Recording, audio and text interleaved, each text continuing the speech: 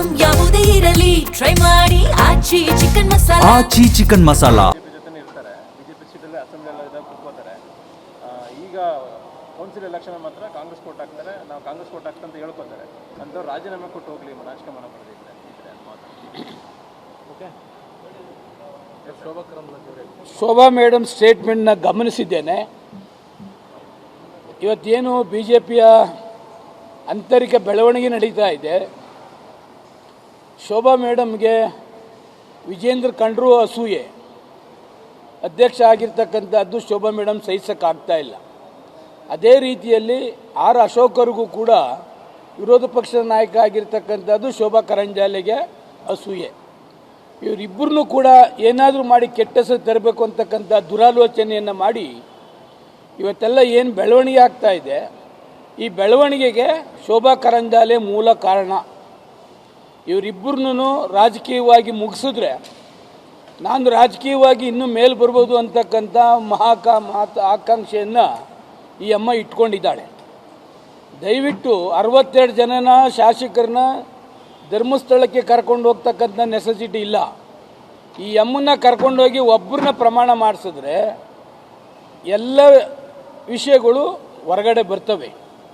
ಜೊತೆಗೆ ನಮ್ಮನ್ನು ಒಬ್ಬರನ್ನ ಭಾರತೀಯ ಜನತಾ ಪಕ್ಷದವರು ಎಕ್ಸ್ಪೆಲ್ ಮಾಡಿದ್ದಾರೆ. ನಮ್ಮ ಬಗ್ಗೆ ಮಾತಾಡ್ತಕ್ಕಂಥದ್ದು ಎಮ್ಮನಿಗೆ ಏನು ನೆಸೆಸಿಟಿ ಇದೆ? ಕೇಂದ್ರ ಸರ್ಕಾರದ ಸಚಿವೆಯಾಗಿ ಒಂದೇ ಒಂದು 8 ಕಾನ್ಸ್ಟಿಟ್ಯೂಯನ್ಸಿಲಿ ಒಂದೇ ಒಂದು ಡೆವಲಪ್ಮೆಂಟ್ ವರ್ಕು ಕೂಡ ಮಾಡ್ತಕ್ಕಂಥದ್ದಿಲ್ಲ.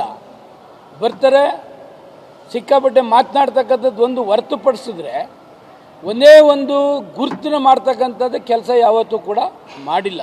ಇವತ್ತು ಬಿ ಜೆ ಪಿಯ ಆಂತರಿಕ ಬೆಳವಣಿಗೆಗೆ ಶೋಭಾ ಕಾರಣನೇ ವಿನ ಇನ್ಯಾರೂ ಕೂಡ MLAಗಳು ಕಾರಣರಲ್ಲ. ಇವರಿಬ್ಬರನ್ನು ಪದಚ್ಯುತಿಗೊಳಿಸಬೇಕು, ಇವರಿಬ್ಬರಿಗೂ ಅವಮಾನ ಮಾಡಬೇಕು ಅಂತಕ್ಕಂಥದ್ದೇ ನನಗಿರ್ತಕ್ಕಂಥ ಮಾಹಿತಿ.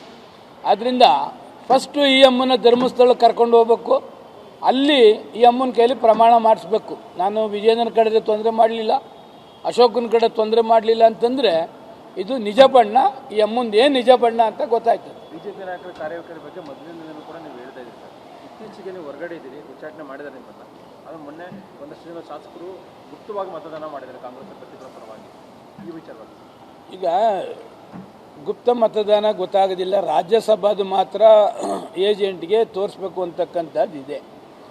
ಈಗೇನಾಗ್ತದೆ, ಕೆಲವು ಇನ್ನೋಸೆಂಟ್ರನ್ನ ಡಿಸ್ಟರ್ಬ್ ಮಾಡ್ತಕ್ಕಂಥದ್ದು ಕೆಲಸ ಮಾಡ್ತಿದ್ದಾಳೆ.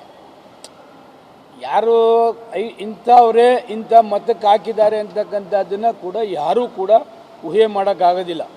ಯಾರ್ಯಾರು ಇವ್ರಿಗೆ ಆಗೋದಿಲ್ವೋ ಅವ್ರ ಹೆಸರನ್ನೆಲ್ಲ ಮಾಧ್ಯಮಕ್ಕೆ ಬಿಡ್ತಕ್ಕಂಥದ್ದನ್ನು ಕೂಡ ಮಾಡ್ತಿದ್ದಾರೆ. ಈಗ ಮುಖ್ಯಮಂತ್ರಿಗಳಿಗೆ ಎಷ್ಟೋ ಸರಿ ಭೇಟಿ ಮಾಡ್ತಕ್ಕಂಥದ್ದು ಶಾಸಕರಿದ್ದಾರೆ.